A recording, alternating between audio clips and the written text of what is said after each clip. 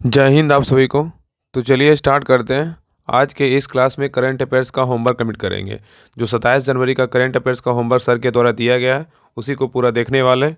तो आप लोग जो है ना पूरा लास्ट तक क्लास को देखिएगा और अंत तक जो है ना क्लास को ज़रूर देखिएगा, क्योंकि आपको क्लास देखने से जो है ना सारा करंट अफेयर्स का होमवर्क आपको कंप्लीट हो जाएगा। और ये जो होमवर्क है मंडे का है, 27 जनवरी का होमवर्क है जो सर के द्वारा दिया गया है। तो देखिए जहाँ तक हम करवा चुके हैं उसके आगे का जो होमवर्क है उसको आप कंप्लीट करते हैं, ठीक है। तो देखिए यहाँ पे दिया हुआ है ना, इसके पहले जो है ना पेज नंबर इसमें कितना है, तो 31 से लेके जो है ना 35 तक है, ठीक है। पेज नंबर 31 से कितना है, 35 तक है जो सर के द्वारा देखिए होमवर्क है, 31 से कंप्लीट करना है। तो कंटिन्यू करते हैं क्लास को। आप लोग ध्यानपूर्वक पूरा क्लास को देखिएगा और क्लास अच्छा लगे तो लाइक शेयर सब्सक्राइब जरूर कीजिएगा।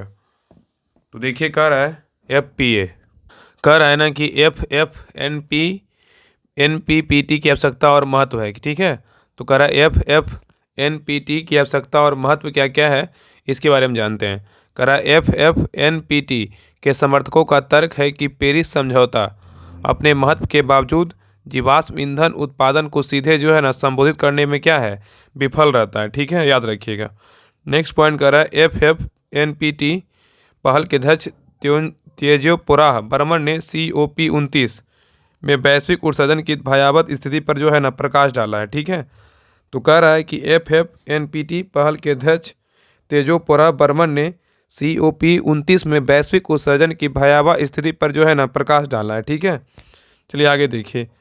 आगे कह रहा है अनुमान है कि वर्ष 2024 में जीवाश्म ईंधन उत्सर्जन 2015 की तुलना में जो है ना 8% की जो है ना अधिक होगा, जिससे वर्ष पेरिस समझौते पर क्या होगा, हस्ताक्षर किए गए हैं। तो यहाँ पे कह रहा है अनुमान है कि 2024 में जीवाश्म ईंधन उत्सर्जन 2015 की तुलना में 8% अधिक होगा, जिस वर्ष पेरिस समझौते पर हस्ताक्षर किए गए थे, ठीक है। चलिए आगे देखिए। आगे कह रहा है कि 2024 संभवतः अब तक सबसे गर्म वर्ष होगा, ठीक है। तो यहाँ पे कह रहा है ना कि अब तक का सबसे गर्म वर्ष कौन सा होगा, तो याद रखिएगा ना 2024 होगा। क्या होगा, 2024, याद रखिए। पहला क्वेश्चन यहाँ पे ये है जिसमें जीवाश्म ईंधन का उत्पादन वैश्विक तापमान को 1.5 डिग्री सेल्सियस तक सीमित रखने के साथ क्या होगा, असंगत होगा, ठीक है, याद रखिएगा। चलिए आगे देखिए। कह रहा है कि वर्तमान नीतियों के कारण तापमान में 3 डिग्री सेल्सियस की वृद्धि हो सकती है, ठीक है, जिससे मानवता के लिए भयावह परिणाम उत्पन्न हो सकते हैं। नेक्स्ट है, कह रहा है चूंकि जीवाश्म ईंधन उत्सर्जन की वृद्धि जारी है और वैश्विक तापमान सुरक्षित सीमाओं को पार करने की ओर अग्रसर है, जिससे ग्रह का भविष्य खतरे में जो है ना पड़ सकता है, ठीक है। चलिए आगे देखिए। नेक्स्ट टॉपिक क्या कह रहा है कि G20 शिखर सम्मेलन 2024 के बारे में। G20 शिखर सम्मेलन 2024 के बारे में कह रहा है कि युद्ध एवं संघर्ष की वैश्विक परिस्थितियों के मध्य 18 से 19 नवंबर 2024 के बीच ब्राज़ील के रियो डे जेनेरियो शहर में G20 शिखर सम्मेलन के जो है ना 19वें संस्करण का आयोजन किया गया है। तो यहाँ पे क्वेश्चन पूछेगा कि G20 शिखर सम्मेलन 2024 का आयोजन कहाँ किया गया, तो ब्राज़ील के जो है ना रियो डी जेनेरियो शहर में किया गया, ठीक है। और एक 21वां संस्करण था, 19वां संस्करण था, ठीक है, याद रखिएगा। नेक्स्ट कह रहा है कि इस शिखर सम्मेलन का समापन जलवायु वित्त को बढ़ाने एवं नवीकरणीय ऊर्जा का विस्तार करने के जो है ना आह्वान के साथ हुआ है, ठीक है। और साथ ही गाजा व लेबनान में तत्काल युद्ध विराम और यूक्रेन में व्यापक शांति पर भी जो है ना जोर दिया गया, ठीक है।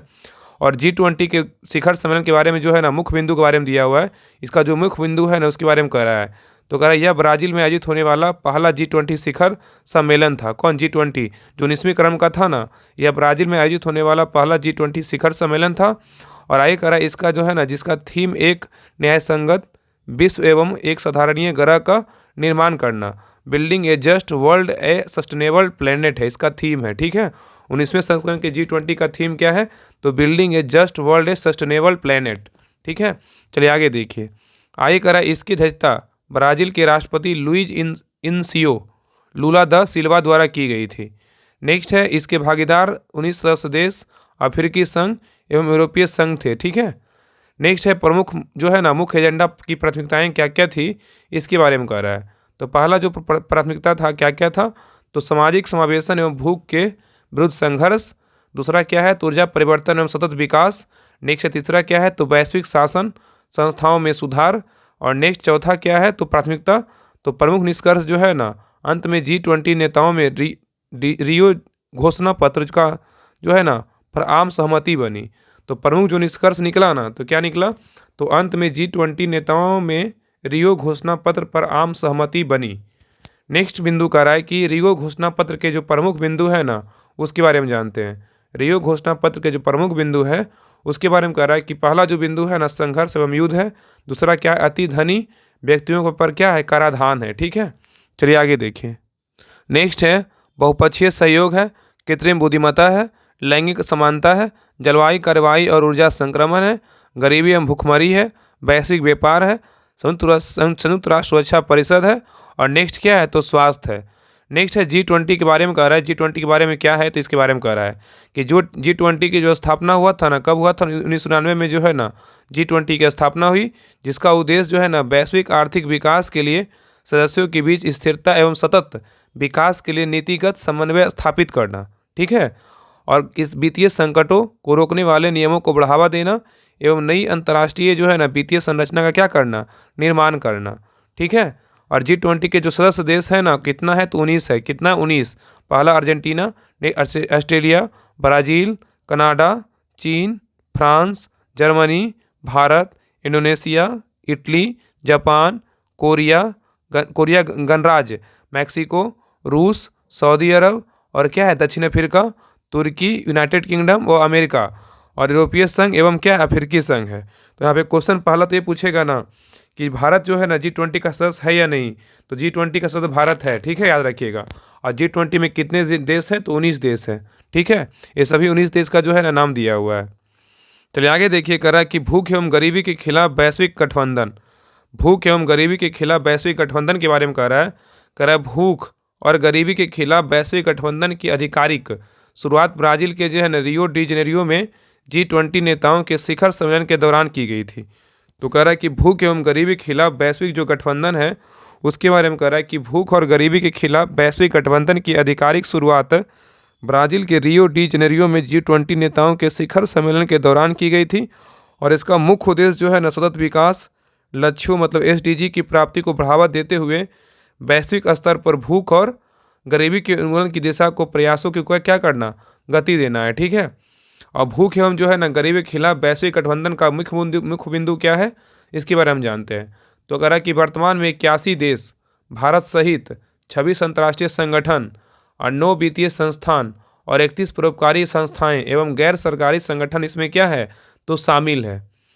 आगे कह रहा है कोई भी सदस्य देश अन्य सदस्यों की सफल सर्वोत्तम प्रथाओं तक पहुंच प्राप्त कर सकता है और अपने स्वयं के राष्ट्रीय मॉडल के विकास में सहायता करने के इच्छुक संभावित भागीदारों की पहचान कर सकता है। नेक्स्ट है कह रहा है कि गठबंधन के साथ आधारित नीति टोकरी में 50 से अधिक जो है ना नीतिगत साधन शामिल किए गए हैं जिनके जो लिए सदस्य देश की सहायता प्राप्त कर सकते हैं। नेक्स्ट है विशेष रूप से महत्वपूर्ण 6 स्प्रिंट 2030 तक है। ये ऐसे उच्च प्रभाव वाले क्षेत्र हैं जो सबसे कमज़ोर लोगों की सेवा करने के लिए लक्ष्य जो है ना उन्मुख पहल करेंगे। नेक्स्ट है स्कूल भोजन, नगद हस्तांतरण, छोटे एवं पारिवारिक खेती सहायता कार्यक्रम और सामाजिक आर्थिक समावेशन कार्यक्रम और एकीकृत मातृ व प्रारंभिक बचपन हस्तक्षेप और जल जो है ना पहुंच समाधान है। ठीक है, आगे कह रहा है कि कई पहलों के विपरीत इस गठबंधन के पास कोई विशेष निधि नहीं है। ठीक है, बल्कि यह जरूरतमंद देशों को प्रेरितताओं एवं तकनीकी सहायता से जोड़ने में एक जो है ना भूमिका निभाने की कल्पना करता है और इसके संचालन के लिए वार्षिक जो है ना 2 से 3 मिलियन डॉलर की ज़रूरत सदस्यों देशों और खाद्य कृषि संगठन यूनिसेफ तथा विश्व बैंक जैसे संस्थाओं में जो है ना संस्थाओं से आएगी। आगे कर इसका मुख्यालय के बारे में कह रहा है कि गठबंधन का तकनीकी मुख्यालय FAO के रोम मुख्यालय में होगा। तो कह रहा है गठबंधन का तकनीकी मुख्यालय FAO के रोम मुख्यालय में होगा।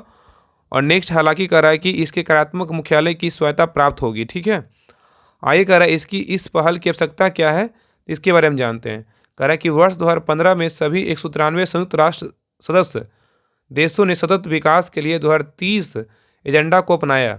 ठीक है, तो कह रहा है कि वर्ष 2015 में सभी 193 संयुक्त राष्ट्र सदस्य देशों ने सतत विकास के लिए 2030 एजेंडों को अपनाया, जिसका उद्देश्य वर्ष 2030 तक गरीबी एवं भुखमरी को समाप्त करना तथा खाद्य सुरक्षा व बेहतर पोषण प्राप्त करना था। ठीक है, आगे कह रहा है कोविड-19, कह रहा है कि महामारी के कारण इन लक्ष्यों की दिशा में की गई प्रगति में जो है ना बदलाव हुआ, क्योंकि अत्यधिक गरीबी में वृद्धि हुई और पोषण मानकों में क्या हुआ, तो गिरावट आई।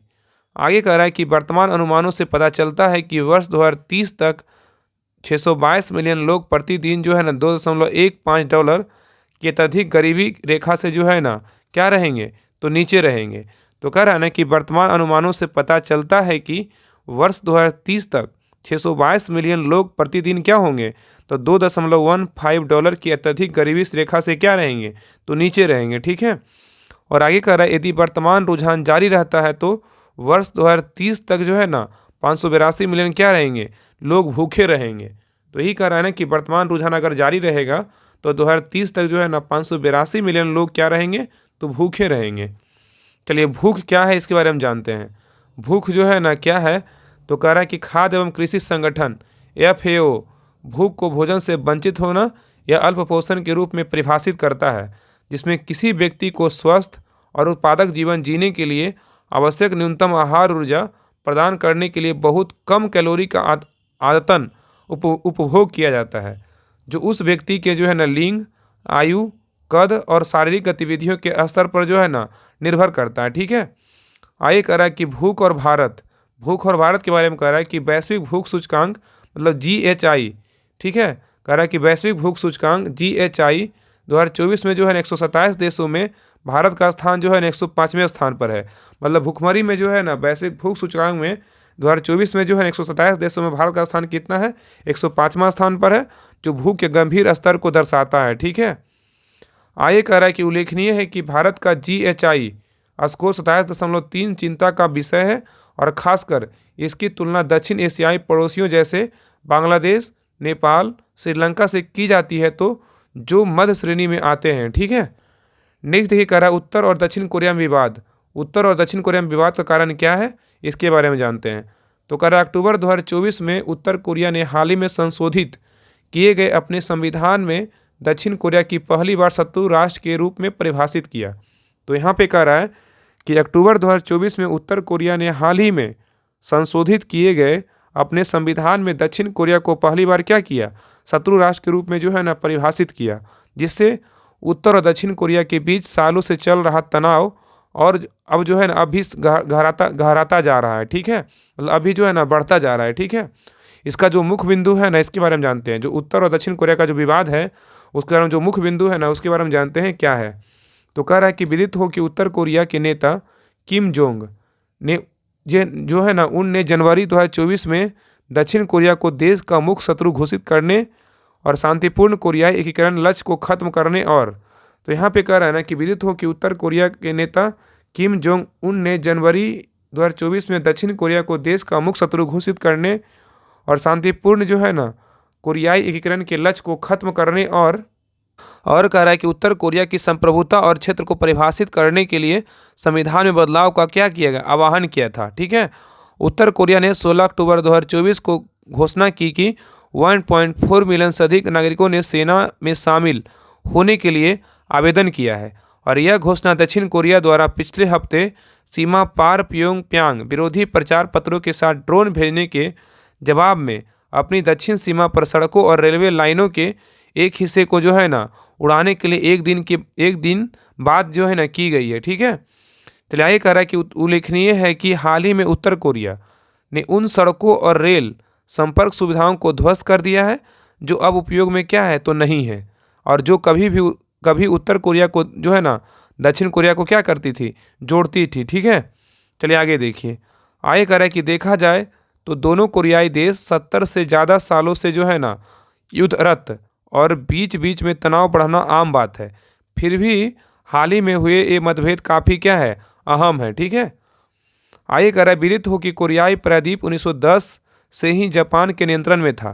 कह रहा है कि विदित हो कि कोरियाई प्रायद्वीप 1910 से ही जापान के नियंत्रण में था और 1945 में द्वितीय विश्व युद्ध में जापान के आत्मसमर्पण के बाद प्रायद्वीपीय जो है ना दो भागों में क्या हो गया, विभाजित हो गया। आगे कह रहा है कि सोवियत और चीनी कम्युनिस्टों ने उत्तर में Democratic People's Republic of Korea का समर्थन किया। तो कह रहा है कि सोवियत और चीनी कम्युनिस्टों ने उत्तर में Democratic People's Republic of Korea का समर्थन किया, जबकि अमेरिकियों ने दक्षिण में रिपब्लिक ऑफ कोरिया के निर्माण का जो है ना समर्थन किया। ठीक है, आगे कह रहा है कि वर्ष 1950 में उत्तर कोरिया के संस्थापक किम इल सुंग के नेतृत्व में उत्तर कोरियाई सेना ने दक्षिण कोरिया पर आक्रमण किया, जिसे 3 साल तक चलने वाला कोरियाई युद्ध जो है ना शुरू हो गया। और शुरुआत में बड़ी सफलता हासिल करने के बावजूद अमेरिकी सैनिकों ने दक्षिण को वापस लड़ने में क्या किया, तो जो है ना मदद किया। ठीक है, तो कह रहा है ना कि शुरुआत में बड़ी सफलता हासिल करने के बावजूद अमेरिकी सैनिकों ने दक्षिण को वापस जो है लड़ने में क्या किया, मदद किया। ठीक है, आगे कह रहा है कि आखिरकार किसी भी पक्ष को निर्णायक जीत नहीं मिली और 1953 में जो है ना युद्ध विराम पर हस्ताक्षर किए गए। ठीक है, आगे देखिए, आगे कह रहा है इसके कारण जो है ना कोरियाई विसैनीकृत क्षेत्र DMZ का निर्माण हुआ, जिसने कोरिया प्रायद्वीप को आधे हिस्सों में भी क्या कर दिया गया, विभाजित कर दिया, लेकिन कोई अस्थायी शांति संधि पर जो है ना हस्ताक्षर नहीं किया गया। ठीक है, नेक्स्ट पॉइंट है बेल्ट एंड रोड पहल और उससे अलग होने वाले देश। तो कह रहा है कि बेल्ट एंड रोड पहल और उससे क्या है, अलग होने वाले देश। इसके बारे में जानते हैं। कह रहा है अक्टूबर 2024 में ब्राज़ील के राष्ट्रपति लूला दा सिल्वा के नेतृत्व में ब्राज़ील ने चीन की बेल्ट एंड रोड पहल में शामिल ना होने का फैसला किया, लेकिन वह चीनी निवेशकों के साथ सहयोग करने के लिए जो है ना अन्य तरीके क्या है, तलाशेगा। तो कह रहा है ना कि अक्टूबर 2024 में ब्राज़ील के राष्ट्रपति कौन थे, तो लूला दा सिल्वा के नेतृत्व में ब्राज़ील ने चीन की बेल्ट एंड रोड पहल में शामिल ना होने का फैसला किया, लेकिन वह चीनी निवेशकों के साथ सहयोग करने के लिए क्या हुआ, अन्य तरीके से जो है ना तलाशेगा। ठीक है, तो बेल्ट एंड रोड पहल और उससे अलग होने वाले देश के जो मुख्य बिंदु है ना उसके बारे में देखते हैं। तो कह रहा है कि ब्राज़ील का लक्ष्य है कि आधिकारिक रूप से शामिल हुए बिना ही अपने बुनियादी ढांचे की परियोजनाओं को BRI से जुड़े निवेश कोषों के साथ जोड़े, क्योंकि उसे ट्रंप प्रशासन के तहत तत्काल लाभ और संभावित अमेरिकी संबंधों के बारे में जो है ना क्या है, तो चिंता है। आगे कह रहा है कि ब्राज़ील ने चीन की बेल्ट एंड रोड पहल मतलब BRI से बाहर निकलने का फैसला किया। तो कह रहा है ना कि ब्राज़ील ने चीन की बेल्ट एंड रोड पहल से बाहर निकलने क्या किया, तो फैसला किया। क्वेश्चन पूछेगा ना कि चीन की बेल्ट एंड रोड पहल BRI से बाहर निकलने का फैसला कौन सा देश किया, तो ब्राज़ील होगा, जिससे वह ब्रिक्स में भारत के बाद दूसरा देश बन गया, जिससे इस जो है ना इस बहु अरब डॉलर की परियोजना का जो है ना समर्थन नहीं किया। ठीक है, आगे देखिए, आगे कह रहा है कि विदित हो कि भारत BRI के बारे में आपत्ति जताने वाला पहला देश था। मतलब जो है ना BRI के बारे में आपत्ति जताने वाला कौन सा देश था पहला, तो भारत था, जिसने चीनी राष्ट्रपति शी जिनपिंग की इस प्रमुख परियोजना का दृढ़ता से विरोध किया, जिसका उद्देश्य बुनियादी ढांचे में निवेश के माध्यम से चीन के वैश्विक प्रभाव का जो है ना विस्तार करना है। ठीक है, आगे कह रहा है कि भारत ने $60 बिलियन की चीन पाकिस्तान आर्थिक गलियारे मतलब CPEC कह रहा है ना कि भारत ने $60 बिलियन को चीन पाकिस्तान आर्थिक गलियारे मतलब CPEC का क्या किया, तो विरोध किया, जो पाकिस्तान के कब्जे वाले कश्मीर से होकर गुजरने वाली एक जो है ना प्रमुख BRI परियोजना है, जिसका तर्क है कि यह इसकी संप्रभुता का क्या करती है, उल्लंघन करती है। आगे कह रहा विदित हो कि भारत के बाद इटली वर्ष 2023 में चीन की BRI परियोजना से अलग होने वाला विश्व का पहला देश था। ठीक है, तो यहाँ पे कह रहा है ना कि भारत के बाद इटली वर्ष 2023 में चीन की BRI परियोजना से अलग होने वाला विश्व का जो है ना पहला देश था। कौन था, इटली था। आगे कह रहा है कि बेल्ट एंड रोड पहल मतलब BRI क्या है, इसके बारे में जानते हैं। तो कह रहा है कि चीन की बेल्ट एंड रोड पहल BRI People's Republic of China द्वारा शुरू की गई एक क्या है, तो रणनीति है, जो क्षेत्रीय एकीकरण में सुधार, व्यापार में वृद्धि और आर्थिक विकास को प्रोत्साहित करने के उद्देश्य से भूमि और समुद्री नेटवर्क के माध्यम से एशिया को अफ्रीका और यूरोप से जोड़ना चाहती है। ठीक है, चलिए आगे देखिए, कह रहा है कि चागोस द्वीप समूह और डिएगो गार्सिया द्वीप। तो नेक्स्ट पॉइंट क्या कर रहा है कि चागोस द्वीप समूह और डिएगो गार्सिया द्वीप ये क्या है, इसके बारे में जानते हैं। तो कह रहा है अक्टूबर 2024 में यूनाइटेड किंगडम ने रणनीतिक रूप से महत्वपूर्ण जो है ना चागोस द्वीप समूह की संप्रभुता मॉरिशस को सौंपने की घोषणा की। तो यहाँ पे कह रहा है ना कि चागोस द्वीप समूह और डिएगो गार्सिया द्वीप क्या है, तो कह रहा है कि अक्टूबर 2024 में यूनाइटेड किंगडम ने रणनीतिक रूप से महत्वपूर्ण चागोस द्वीप समूह की संप्रभुता मॉरिशस को सौंपने की घोषणा की। हालांकि ब्रिटेन डियो गार्सिया द्वीप पर संप्रभुता का अधिकार बनाए रखेगा क्योंकि यहाँ ब्रिटेन का कार्यशील सैन्य अड्डा स्थित है। ठीक है, तो चागोस द्वीप समूह और डियो गार्सिया द्वीप के बारे में मुख्य बिंदु कह रहा है, क्या कह रहा है, तो कह रहा है कि चागोस द्वीप समूह में जो है ना कितने द्वीप शामिल है, तो 58 द्वीप जो है ना शामिल हैं। ठीक है, तो चागोस द्वीप समूह में कितने द्वीप शामिल हैं, तो 58 द्वीप शामिल हैं। और यह हिंद महासागर में मालदीव से लगभग 500 किलोमीटर क्या है, दक्षिण में स्थित है। आगे कह रहा है कि विदित हो कि फ्रांसीसी लोग वर्ष 1715 में चागोस द्वीप समूह के साथ मॉरिशस में उपनिवेश स्थापित करने वाले जो है ना पहले लोग थे। तो कह रहा है कि फ्रांसीसी लोग वर्ष 1715 में चागोस द्वीप समूह के साथ मॉरिशस में उपनिवेश स्थापित करने वाले जो है ना पहले लोग थे। आगे कह रहा है 18वीं शताब्दी के अंत में, कह रहा है 18वीं शताब्दी के अंत में फ्रांसीसियों ने नव स्थापित नारियल बागानों में कार्य करने हेतु अफ्रीका और भारत से दास श्रमिकों को लाया था। ठीक है, तो यहाँ पे कह रहा है ना कि 18वीं सदी के अंत में फ्रांसीसियों ने नव स्थापित नारियल बागानी में कार्य करने हेतु अफ्रीका और भारत से दास श्रमिकों को लाया था।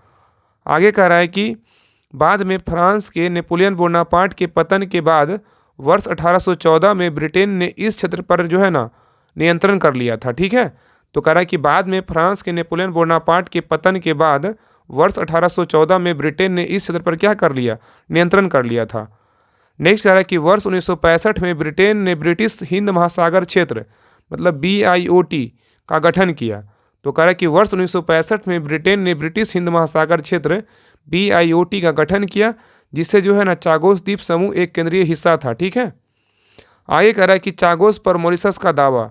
तो कह रहा है कि प्रशासनिक कारणों से चागोस मॉरिशस का हिस्सा था, जो हिंद महासागर में एक अन्य ब्रिटिश उपनिवेश था। जब वर्ष 1968 में मॉरिशस को स्वतंत्रता प्राप्त हुई, तो मॉरिशस को स्वतंत्रता कब प्राप्त हुआ, 1968 में प्राप्त हुआ। तो कह रहा है चागोस ब्रिटेन के पास रहा, जिससे मॉरिशस को सेना की टुकड़ी के लिए 3 मिलियन पाउंड का जो है अनुदान दिया। ठीक है, आगे देखिए, आगे कह रहा है कि चागोस और डियो गार्सिया का सामरिक महत्व क्या है। तो कह रहा है कि वर्ष 1966 में ब्रिटेन ने सैन्य उद्देश्यों के लिए BIOT का जो है ना उपयोग करने में, कह रहा है कि चागोस और डियो गार्सिया के जो सामरिक महत्व है ना, तो कह रहा है कि वर्ष 1966 में ब्रिटेन ने सैन्य उद्देश्यों के लिए BIOT का उपयोग करने हेतु संयुक्त राज्य अमेरिका के साथ एक समझौते पर जो है ना हस्ताक्षर किए। इसके बाद डियो गार्सिया में बागान जो है ना बंद कर दिए गए और किसी भी व्यक्ति के लिए बिना परमिट के डियो गार्सिया में प्रवेश करना या रहना क्या हो गया, तो गैर कानूनी हो गया। आगे कह रहा है इस द्वीप समूह का सबसे बड़ा डियो गार्सिया वर्ष 1986 में जो है ना पूर्णतः कार्यशील सैन्य अड्डा बन गया। तो कह रहा है कि इस द्वीप समूह का सबसे बड़ा डियो गार्सिया वर्ष 1986 में पूर्णतः कार्यशील सैन्य अड्डा बन गया। और आगे कह रहा है कि वर्ष 2001 में अमेरिका पर एक अल-कायदा के 11 सितंबर के हमलों के बाद अमेरिका के विदेश में चलाए गए आतंकवाद के विरुद्ध जो है ना युद्ध अभियानों में जो है ना एक प्रमुख स्थान था। ठीक है, आगे देखिए, आगे कह रहा है यूनाइटेड किंगडम पर अंतर्राष्ट्रीय दबाव। ये क्या था, यूनाइटेड किंगडम पर अंतर्राष्ट्रीय दबाव क्या था, तो कह रहा है अंतर्राष्ट्रीय न्यायालय मतलब इंटरनेशनल कोर्ट जो है ना जस्टिस जो है ना करा द्वारा वर्ष 2019 में प्रकाशित एक सलाहकार राय के अनुसार जो है ना यूनाइटेड किंगडम को 6 महीने के भीतर इस जो है ना इस क्षेत्र से अपने औपनिवेशिक प्रशासन को बिना शर्त हटाने के लिए जो है ना कहा गया था। ठीक है, तो कह रहा है कि यूनाइटेड किंगडम पर अंतर्राष्ट्रीय जो दबाव था, तो कह रहा है अंतर्राष्ट्रीय न्यायालय द्वारा वर्ष 2019 में प्रकाशित एक सलाहकार राय के अनुसार यूनाइटेड किंगडम को 6 महीने के भीतर इस क्षेत्र से अपने औपनिवेशिक प्रशासन को बिना शर्त हटाने के लिए जो है ना कहा गया था। आगे कह रहा है कि ICJ ने फैसला सुनाया कि वर्ष 1965 में मॉरिशस की स्वतंत्रता से पहले चागोस को मॉरिशस से जो है ना अलग करना क्या है, अवैध था। तो कह रहा है कि ICJ ने फैसला सुनाया कि वर्ष 1965 में मॉरिशस की स्वतंत्रता से पहले चागोस को मॉरिशस से अलग करना क्या है, तो अवैध है। ठीक है, आगे कह रहा है UK मॉरिशस समझौते के मुख्य बिंदु जो है ना ये क्या है, तो कह रहा है इस समझौते के तहत मॉरिशस को डियोगो गार्सिया द्वीप को छोड़कर शेष द्वीप समूह जो है ना पर पूर्ण संप्रभुता क्या हुई, प्राप्त हो गई। तो कह रहा है इस समझौते के तहत मॉरिशस को डियोगो गार्सिया द्वीप को छोड़कर शेष द्वीप समूह पर पूर्ण संप्रभुता क्या हो गई, तो प्राप्त हो गई। और आगे कह रहा है कि मॉरिशस अब डियोगो गार्सिया को छोड़कर चागोस द्वीप समूह पर लोगों को पुनर्स्थापित कर सकता है, जहां ब्रिटेन ने अमेरिकी नौसैनिक अड्डे के लिए 2000 द्वीपवासियों को बेदखल कर दिया था। ठीक है, चलिए आगे देखिए। आगे करा कि विदित हो कि इस समझौते के तहत ब्रिटेन ने चागोस के लोगों के लाभ के लिए एक नया ट्रस्ट फंड विकसित करने का जो है ना मतलब का भी क्या किया, वादा किया। तो करा कि इस समझौते के तहत ब्रिटेन ने चागोस के लोगों के लाभ के लिए एक नया ट्रस्ट फंड विकसित करने का क्या किया, तो वादा किया। नेक्स्ट टॉपिक क्या है, तो ओरंगुटान कूटनीति। ओरंगुटान कूटनीति क्या है, तो कह रहा है कि हाल ही में मलेशिया ने पाम ऑयल की बिक्री को बढ़ावा देने के लिए चीन के पांडा कूटनीति से प्रेरित होकर ओरंगुटान कूटनीति पर विचार करने का जो है ना क्या किया गया, निर्णय लिया गया। तो ओरंगुटान कूटनीति क्या है, तो कह रहा है कि हाल ही में मलेशिया ने पाम ऑयल की बिक्री को बढ़ावा देने के लिए चीन के पांडा कूटनीति से प्रेरित होकर ओरंगुटान कूटनीति पर विचार करने का जो है ना निर्णय लिया गया। ओरंगुटान कूटनीति का जो मुख्य बिंदु है ये क्या है, तो कह रहा है ओरंगुटान कूटनीति। ओरंगुटान कूटनीति जो है ना मलेशिया और इंडोनेशिया जैसे देशों की एक श्रेणी प्रथा है जिसे दूसरे देशों को सद्भावना के प्रतीक के तौर पर जो है ना ओरंगुटान दिए या उधार दिए जाते हैं। इसका मकसद राजनयिक संबंधों को मजबूत करना और इन जानवरों की रक्षा के लिए जागरूकता बढ़ाना होता है। और यह प्रथा जो है ना चीन की पांडा कूटनीति से क्या है, तो प्रेरित है। आगे करा कि विदित हो कि मलेशिया दुनिया का दूसरा सबसे बड़ा जो है ना पाम ऑयल उत्पादक है। तो क्वेश्चन पूछेगा कि दुनिया का दूसरा सबसे बड़ा पाम ऑयल उत्पादक देश कौन सा है, तो कौन सा देश होगा, मलेशिया होगा। और पाम ऑयल उद्योग से जुड़े वनों की कटाई से ओरंगुटान के आवासों को क्या होता है, तो खतरा है। आगे करा कि मलेशिया की ओरंगुटान कूटनीति घोषणा यूरोपीय संघ द्वारा वनों की कटाई से जुड़े आयात पर प्रतिबंध लगाने के बाद भी जो है ना की गई थी। ठीक है, आगे करा कि मलेशिया इस योजना को जो है ना संशोधित करके कहा कि ओरंगुटान को उनके प्राकृतिक आवास में क्या होगा, तो रखा जाएगा। ठीक है, चलिए आगे देखिए। आगे कह रहा है कि संशोधित योजना के तहत आयातक देशों को ओरंगुटान को प्रायोजित करने के लिए आमंत्रित किया गया और इन देशों से मिलने वाले धन का जो है ना इस्तेमाल ओरंगुटान के संरक्षण के लिए जो है ना किया जाएगा। ठीक है, आगे कह रहा है कि क्या है पांडा कूटनीति। ठीक है, तो कह रहा है ना क्या है पांडा कूटनीति, तो कह रहा कि पांडा को सबसे पहले चीन ने तांग राजवंश मतलब 618 से 907 ईस्वी के दौरान राजनयिक उपहार के रूप में जो है ना प्रस्तुत किया था और यह परंपरा वर्तमान समय तक जारी है और इसे प्रायः जो है ना पांडा कूटनीति के रूप में जो है ना जाना जाता है। आगे कह रहा है कि वर्ष 1984 के बाद पांडा को उपहार के रूप में नहीं प्रस्तुत किया जाता है बल्कि अब उन्हें 10 वर्षों के लिए जो है ना ऋण दिया जाता है और इस अवधि को बढ़ाया जा सकता है। ठीक है, आगे कह रहा है कि इससे चीन को विदेशों में अपनी छवि को बढ़ावा देने व गुआनक्सी विश्वास के लिए एक मंदारिन शब्द बनाने में क्या है, तो सहायता मिली। नेक्स्ट है ओरांगुटान के बारे में कह रहा है यह क्या है, तो कह रहा है कि यह सबसे बड़ा वृक्षवासी स्तनपायी है। जो ओरांगुटान है ना, तो कह रहा है यह सबसे बड़ा वृक्षवासी स्तनपायी है जो अपना अधिकांश समय वृक्षों पर क्या करता है, तो व्यतीत करता है। नहीं देखिए कह रहा है कि ओरांगुटान का जो अर्थ होता है ना मलय भाषा में जंगल का क्या है, व्यक्ति, और इसका वैज्ञानिक नाम बोलेगा तो क्या होता है ओरांगुटान का, तो पोंगो अवेली मोंगो क्या है, पाइगिमियस।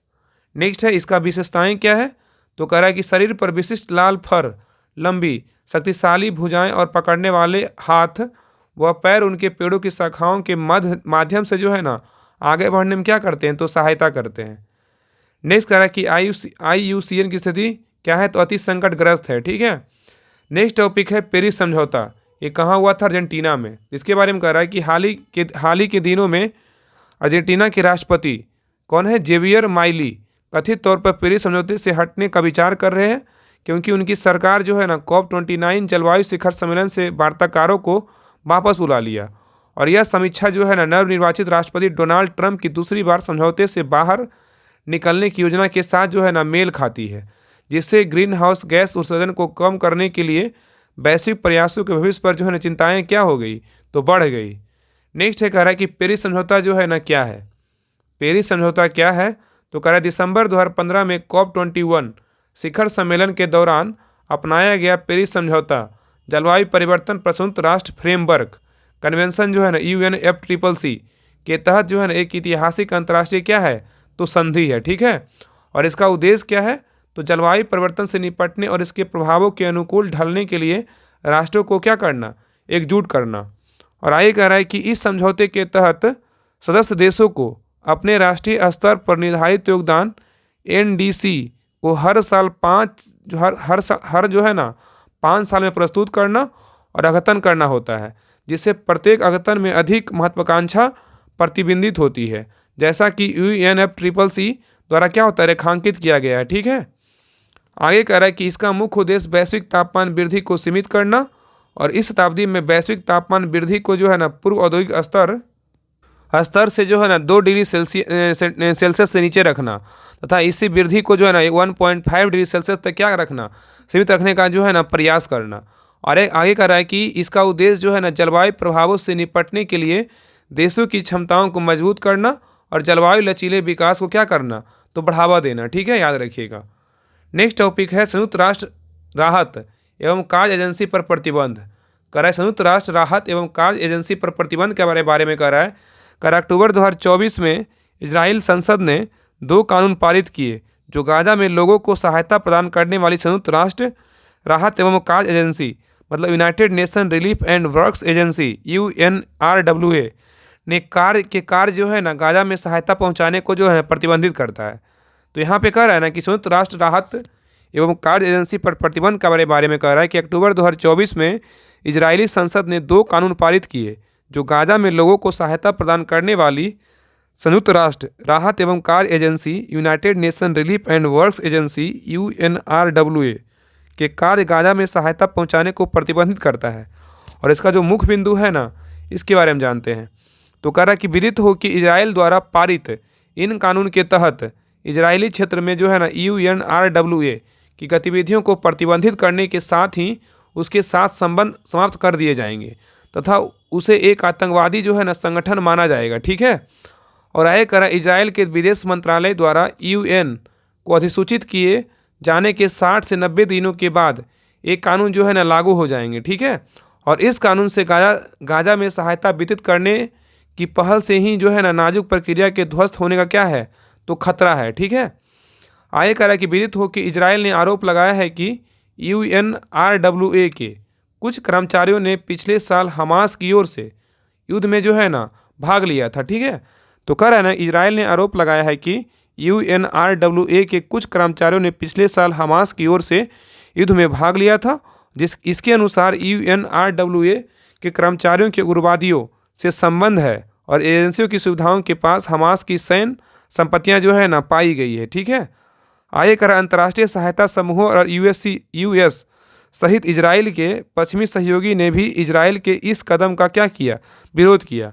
तो कह रहा है कि अंतर्राष्ट्रीय सहायता समूहों और US सहित इजराइल के पश्चिमी सहयोगियों ने भी इजराइल के इस कदम का क्या किया, विरोध किया। ठीक है। आगे कह रहा है अमेरिका विदेश विभाग के प्रवक्ता मैथ्यू मिलर के अनुसार अमेरिकी प्रशासन इस कानून से जो है ना बहुत चिंतित है, क्योंकि इस संकट के बीच में भी अभी भी कोई ऐसी व्यवस्था नहीं है जो UNRWA की जगह ले सके। और UNRWA इजराइल के कब्जे वाले वेस्ट बैंक सहित पूरे क्षेत्र में लाखों फिलिस्तीनी शरणार्थियों को जो है ना शिक्षा, स्वास्थ्य सेवा और अन्य बुनियादी सेवाएं जो है ना प्रदान करता है।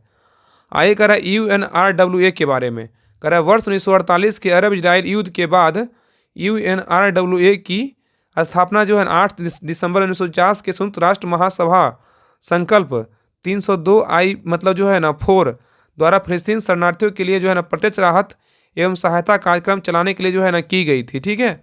तो यहाँ पे कह रहा है ना कि UNRWA के बारे में कह रहा है कि वर्ष 1948 के अरब इजराइल युद्ध के बाद मतलब अरब इजराइल युद्ध के बाद कह रहा है कि UNRWA की स्थापना जो है ना 8 दिसंबर 1949 के संयुक्त राष्ट्र महासभा संकल्प 302 के जो है ना 4 द्वारा फिलिस्तीन शरणार्थियों के लिए प्रत्यक्ष राहत एवं सहायता कार्यक्रम चलाने के लिए जो है ना की गई थी। और इस एजेंसी ने 1 मई 1950 को जो है ना परिचालन जो है ना शुरू किया। ठीक है। आगे कह रहा है कि फिलिस्तीन शरणार्थियों के लिए संयुक्त राष्ट्र राहत और कार्य एजेंसी UNRWA को लगभग पूरी तरह से जो है ना संयुक्त राष्ट्र के सदस्य देशों में स्वैच्छिक योगदान द्वारा वित्त पोषित किया जाता है। ठीक है। और एजेंसी की सेवाओं में शिक्षा, स्वास्थ्य देखभाल, राहत और सामाजिक सेवाएं, शिविर के बुनियादी ढांचे और सुधार, माइक्रो फाइनेंस और आपातकालीन सहायता जो है ना क्या है, तो शामिल है। ठीक है, याद रखिएगा। चलिए आगे देखिए। कह रहा है कि उल्लेखनीय है कि फिलिस्तीन शरणार्थी समस्या के अस्थायी समाधान के अभाव में महासभा के बार बार UNRWA के अधिदेश को जो है ना नवीनीकृत किया है। ठीक है, नेक्स्ट टॉपिक क्या है, तो कृत्रिम बुद्धिमत्ता पर वैश्विक संधि।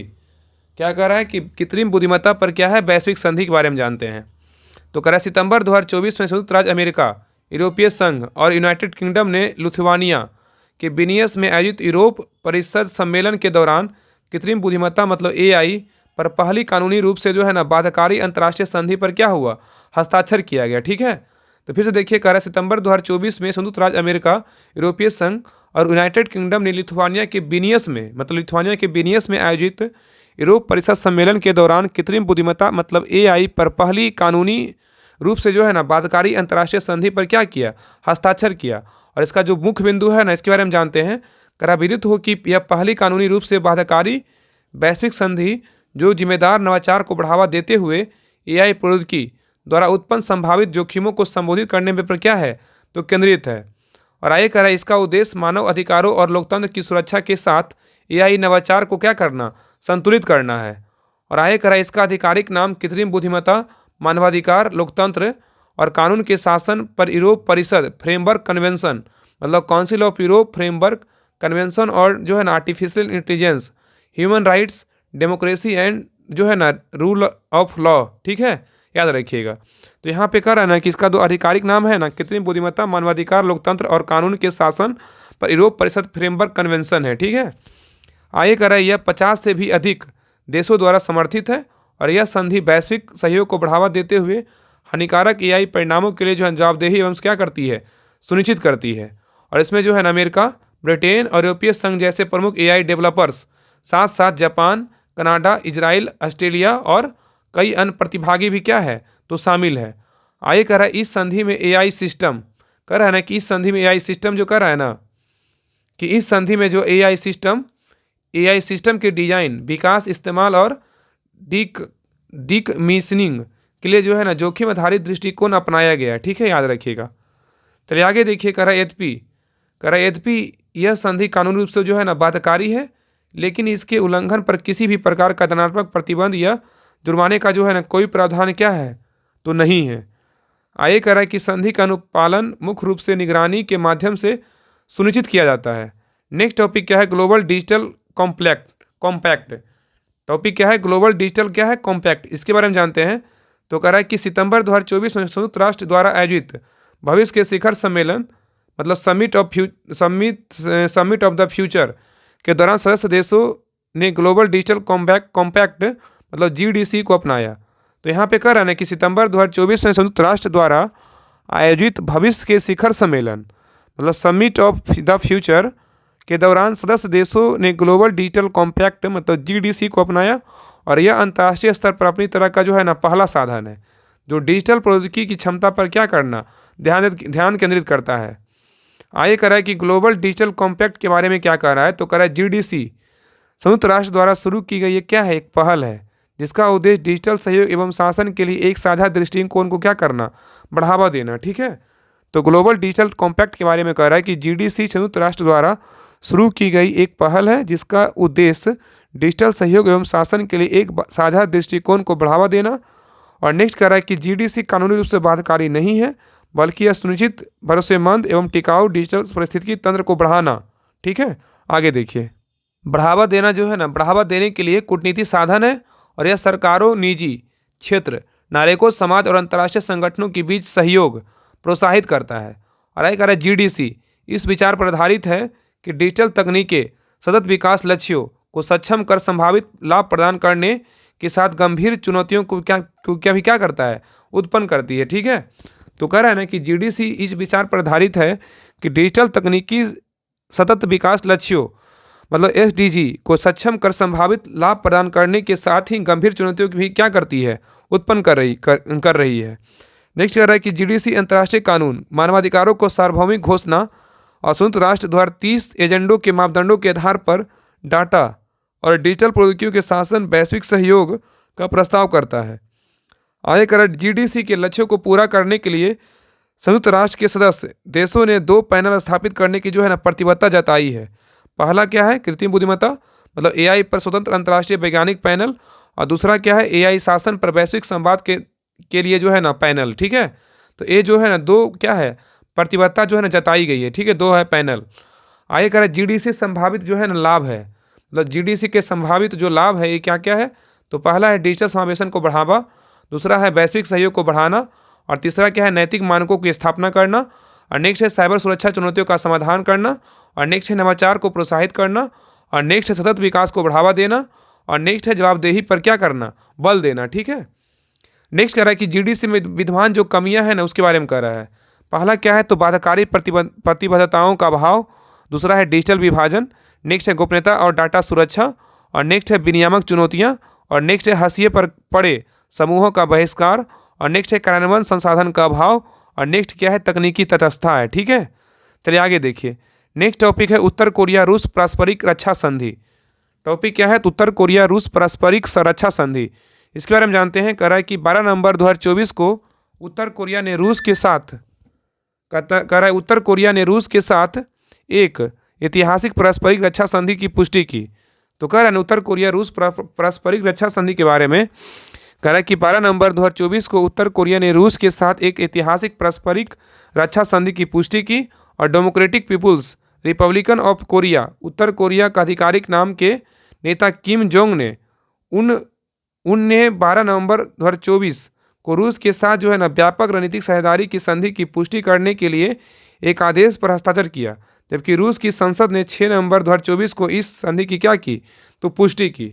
तो यही कह रहा है उत्तर कोरिया रूस पारस्परिक रक्षा संधि के बारे में कि 12 नवंबर 2024 को उत्तर कोरिया ने रूस के साथ एक ऐतिहासिक जो है ना पारस्परिक जो है रक्षा संधि की पुष्टि की है, और Democratic People's Republic of Korea मतलब जो उत्तर कोरिया का आधिकारिक नाम है ना नेता किम जोंग उन ने 12 नवंबर 2024 को रूस के साथ व्यापक रणनीतिक साझेदारी की संधि की पुष्टि करने के लिए जो एक आदेश पर क्या किया मतलब साइन किया, जबकि रूस की संसद ने जो है ना 6 नवंबर 2024 को इस संधि की क्या की तो पुष्टि की।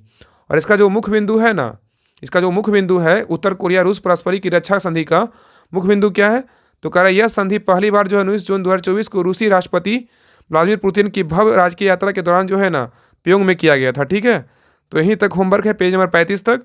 आगे जो इसका है ना कंटिन्यू अगले क्लास में करेंगे। ठीक है, तो क्लास कैसा लगा आप लोग कमेंट सेक्शन में जरूर बताइएगा, और हर क्लास को जो है ना लाइक शेयर सब्सक्राइब जरूर कीजिए, और अच्छा लगे क्लास तो लाइक जरूर कीजिए, और अगर कुछ भी क्वेरी हो तो आप कमेंट सेक्शन में जरूर बताइए।